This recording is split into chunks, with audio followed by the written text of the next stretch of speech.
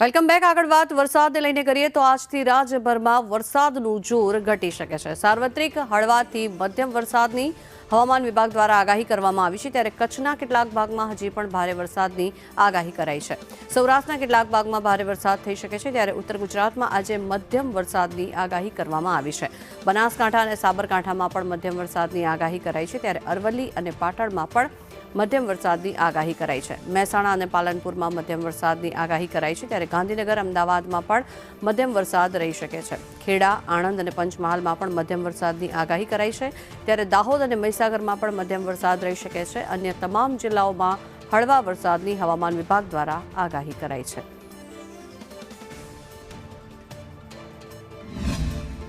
રાજ્યમાં આજથી વરસાદનું જોર ઘટી જવાનું છે, કારણ કે વરસાદી સિસ્ટમોની જે અસરો હતી તે હવે ઓછી થઈ ગઈ છે।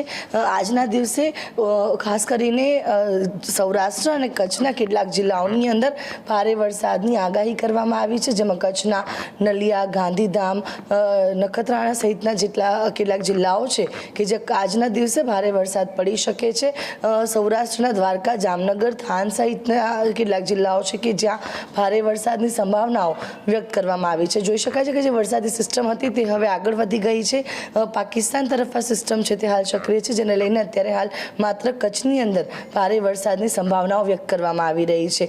દક્ષિણ ગુજરાત અને દક્ષિણ સૌરાષ્ટ્રના દરિયાકાંઠા વિસ્તારોમાં મધ્યમ વરસાદની આગાહી કરવામાં આવી છે, જ્યારે ઉત્તર ગુજરાતના પાલનપુર, બનાસકાંઠા, સાબરકાંઠા સહિતના જિલ્લાઓ છે કે જ્યાં હળવાથી મધ્યમ વરસાદની આગાહી વ્યક્ત કરવામાં આવી છે, જ્યારે અમદાવાદ, ગાંધીનગરમાં પણ છૂટોછવાયો વરસાદ પડી શકે છે, જ્યારે સુરત, વલસાડ, નવસારી, તાપી, ડાંગ, દમણ, દાદરા નગર હવેલી સહિતના દક્ષિણ ગુજરાતના જે જિલ્લાઓ છે ત્યાં પણ હળવા વરસાદની આગાહી વ્યક્ત કરવામાં આવી છે। એટલે કે હવે આ જે વરસાદી સિસ્ટમ છે તે ગુજરાત રાજ્ય તરફથી દૂર થઈ ગઈ છે, જેને લઈને હવે માત્ર છૂટાછવાયા વરસાદની સંભાવનાઓ વ્યક્ત કરવામાં આવી છે। માત્ર કચ્છની અંદર જ આજના દિવસે ભારે વરસાદની આગાહી કરવામાં આવી છે।